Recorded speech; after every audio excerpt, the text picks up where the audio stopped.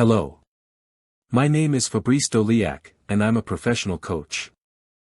The following presentation aims to help better understand the conscious and unconscious mechanisms that influence our decisions and shape our lives. For even though human behavior may sometimes seem erratic, or even completely irrational, it can be explained by a few fairly simple principles.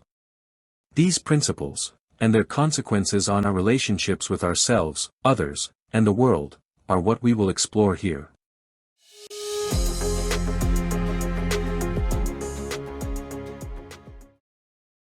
Chapter 1. Our biological mechanisms. Our survival. We, human beings, are autonomous biological entities that have been refined over 600 million years of natural evolution for a single purpose, to survive, so that we can eventually reproduce ourselves, pass on our genes from generation to generation, and thus ensure the continuation of our species. This obsession with survival, as we'll discover throughout this narrative, conditions a significant part of our behaviors. Our body and its needs. In order to explore and interact with our environment, evolution has endowed us with a body, equipped with 5 senses that allow us to see, hear, touch, smell, and taste the world. But in order to endure over time, this body must satisfy numerous physiological needs. Among these are the need for food, breathing, health, physical safety, and sexuality. These essential needs are common to all human beings.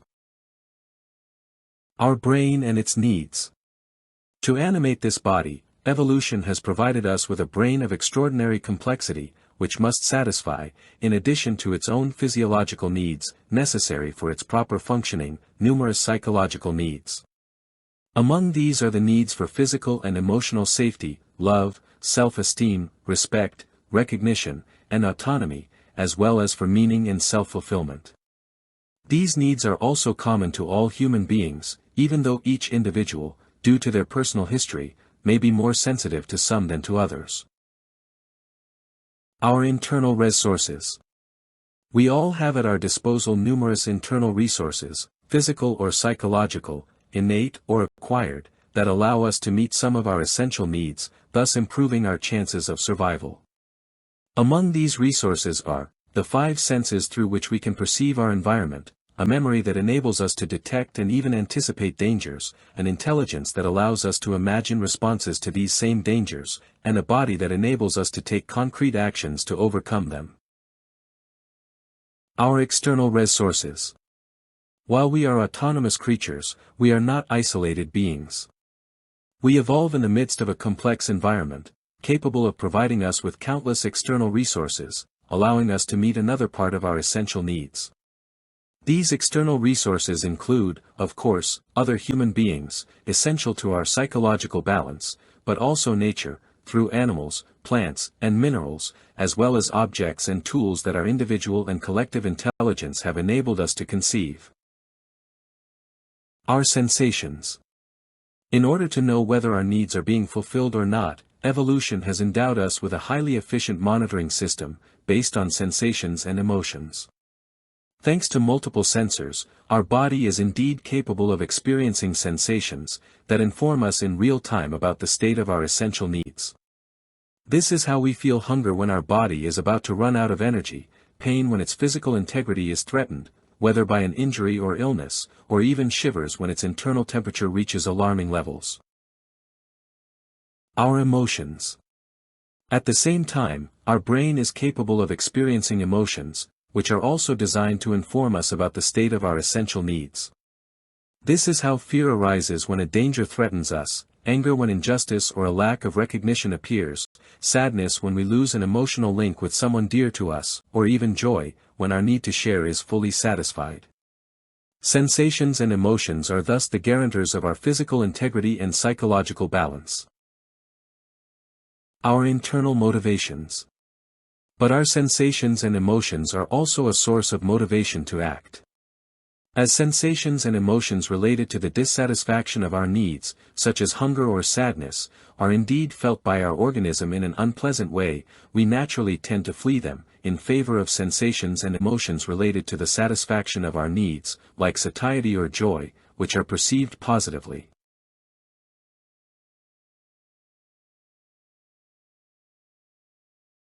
Our instinct and our intuition. To watch over us, we also have two guardian angels, instinct and intuition. The role of instinct is essentially to stay attentive to our physiological needs, and to react spontaneously when our survival is threatened. Result of millions of years of accumulated experiences, instinct is innate, we possess it from birth, and automatic, it acts autonomously, beyond our will. Intuition, on the other hand, is dedicated to monitoring and managing our complex cognitive and emotional processes. Fruit of our experiences and learning, its purpose is to unconsciously guide us toward the best way to satisfy our psychological needs. Chapter 2. Our instinctive response to events. The events in our lives. Every day, we are faced with thousands of events, be they benign, we have to choose how to dress in the morning for example, or potentially dangerous, we suddenly lose our balance on a staircase. As soon as one of these events occurs, our instinct and our intuition immediately seek to determine whether this event is related to one of our essential needs. Our non-response to events. If this event is not related to any of our essential needs, nothing happens, we quietly continue on our way, without even being aware of the event. Indeed, we need to understand that the satisfaction of their needs is the main driving force of the human beings, that behind every single one of our actions lies a need we are trying to fulfill. This is the first key rule of this presentation. Our instinctive response. However, if this event threatens one of our essential needs, our instinct reacts immediately. It triggers a biochemical reaction in us, in order to prepare our body for a physical response, which aim is to satisfy that same need. In the event of slipping on a staircase for example, our need for physical safety being threatened, our instinct immediately triggers the release of adrenaline in our body, a substance that allows us to react more effectively and thus avoid the fall. However, the process doesn't stop there.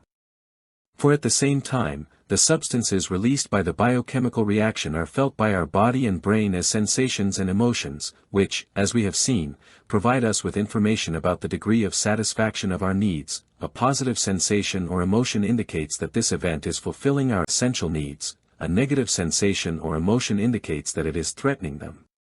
This instinctive response mechanism, highly effective, directs the behavior of all evolved animals. But Chapter 3. Our mental-emotional response to events. Our thoughts. But evolution has endowed us, human beings, with a brain of unique cognitive abilities, capable of producing complex thoughts based on all the information stored in our brain memory. It is this extraordinary ability to think, imagine, and project ourselves, that has allowed us to conquer the entire planet. However, at the same time, our mind has become so dominant, try not to think for more than 5 seconds, that in many cases, it has ended up supplanting our instinct and intuition. Our mental-emotional response. Therefore, and except in the case of immediate life-threatening danger, as soon as an event threatens one of our essential needs, our mind takes the lead. It forms a thought in our mind, which triggers a biochemical reaction in our body, to prepare for a physical action, which goal is to satisfy the threatened need.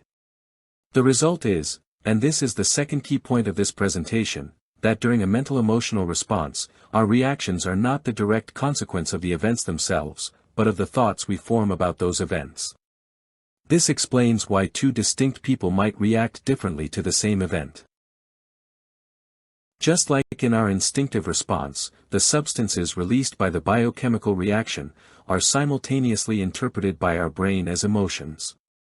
However, since this biochemical reaction is itself triggered by our thoughts, we can logically conclude, and this is the third key point, that in the process of mental-emotional response, our thoughts are directly responsible for our emotions. Consequence and fourth essential point, while our emotions, in an instinctive response, informed us about the degree of satisfaction of our needs, they reflect, in a mental-emotional response, only the state of our thoughts. A negative thought about an event will lead to negative emotions, a positive thought will lead to positive emotions. Where things get complicated, is that our thoughts, which are the origin of our emotions, are themselves influenced by those same emotions, creating loops where thoughts and emotions feed off each other. It is this process that makes us creatures, not only driven by our instinct, but almost exclusively by our emotions, through our thoughts. Our feelings. Emotions are spontaneous, intense, and fleeting reactions that occur in the moment. When some become recurrent, our mind, through our thoughts, seeks to analyze and interpret them. Our feelings are the fruit of the interaction between these emotions and these thoughts. They bring a deeper and more lasting emotional experience to our inner self, while in turn influencing the way we perceive events. Among the main feelings are love, trust, and gratitude, but also doubt, loneliness, and even hatred. Chapter 4. Our traumatic response to events. Certain negative experiences, such as abuse, assault, or serious accidents, can cause trauma, which becomes deeply rooted, both psychologically in our brain, and physically in our body. Later, when a situation or event recalls one of these traumas, our system automatically switches to survival mode, and spontaneously triggers a biochemical reaction, which leads to a physical response, as well as an emotional reaction, uncontrollable and often disproportionate to the triggering event.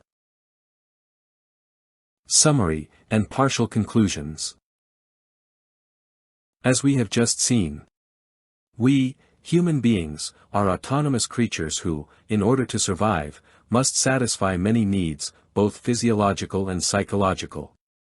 These needs are the driving force of our lives. Behind each of our actions, there is indeed a need we are trying to fulfill. To meet these needs, we possess numerous internal resources, and have access to multiple external resources. To know whether our needs are being satisfied or, on the contrary, threatened, we have two compasses, sensations and emotions, which are also sources of motivation, functioning on the principle of pleasure, displeasure. Nature has also given us two guardian angels, our instinct, which protects us spontaneously when our survival is at stake, and our intuition, which guides and inspires us unconsciously.